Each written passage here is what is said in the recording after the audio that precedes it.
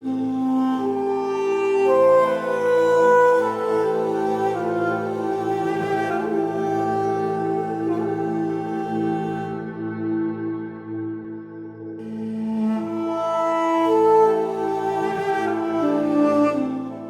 name is Boona Mohammed. I'm 24 years old, born and raised in Toronto, Canada. I think it was in grade 4 or grade 5. I had a teacher who, a supply teacher had come into class and she had asked me for my name. And I told her my name is Boona. And she said, "No, seriously, what's your name?" And I said, "Well, my name is Boona." She said, "Look, if you don't tell me your name right now, I'm going to send you to the office." And I said, "But seriously, my name is Boona." And she sent me to the office. The fact that I attended a predominantly white school meant that, even the black people I was around weren't really black. I would go home and look at myself and seriously wonder, who am I? Why am I this way? I came out of this such spite for myself and my own identity, the fact that I couldn't blend in because, 1, my race, 2, my name, 3, the fact that anytime my parents came to school, this, smell of onions have followed them, and it was just, weird.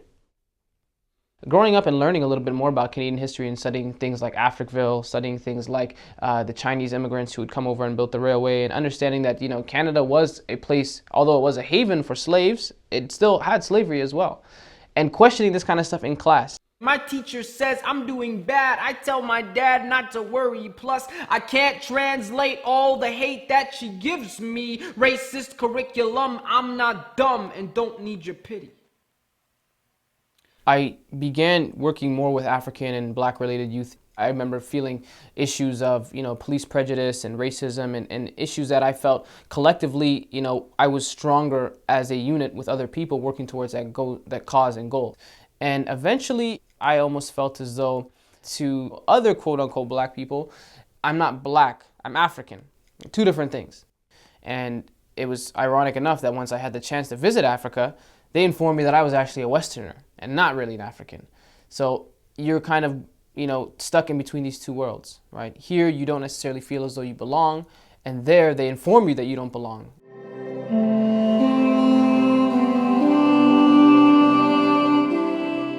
Sometimes I feel like a disappointed Canadian. Sometimes I feel like a proud Canadian. I think that just makes me Canadian. I want Canada to do much, much better, because I feel as though Canada has already come so far and is, amongst, worldwide leaders in so many amazing fields. But it doesn't mean we should stop there.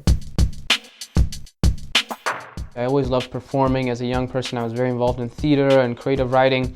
I think I was very inspired by rap music at that time.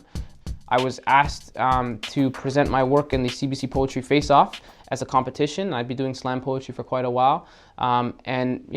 I actually had the chance to compete against some amazing poets all across Canada, and I won. I was, crowned the best new artist. And that was something that, especially at my age and my level of experience, was just incredible.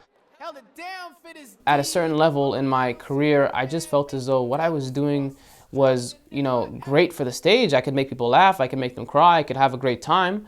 But I didn't feel as though I was actually, speaking towards greater values. As a young person and a person who began learning more about his faith, I began to incorporate more of my Islamic principles and values into my own work and my creative experience in art, and almost found as though many people in the artistic community who had supported me before began almost to distance themselves from me.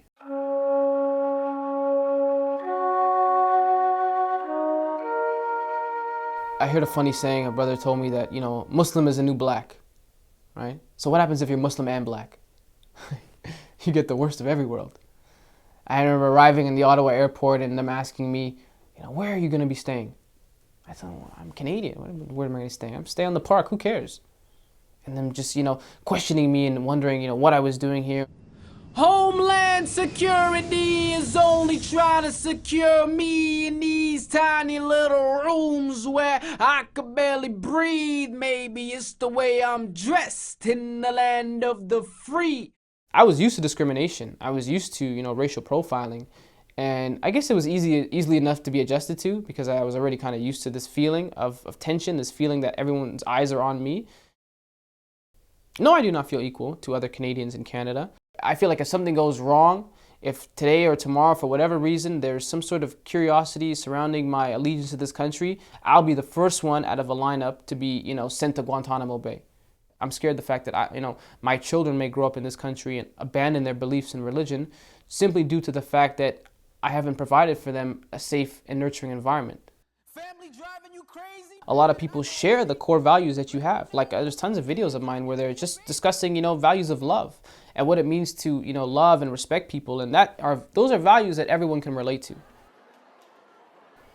My role and my job as a Muslim and as a practicing Muslim in this country is not just to live silently amongst the other few Muslims in a cave and isolate myself from the rest of society. Like, no, my Islamic values teach me that I should be a contributing member of society, and not just a contributing member, but an upright kind of poster child for good citizenship.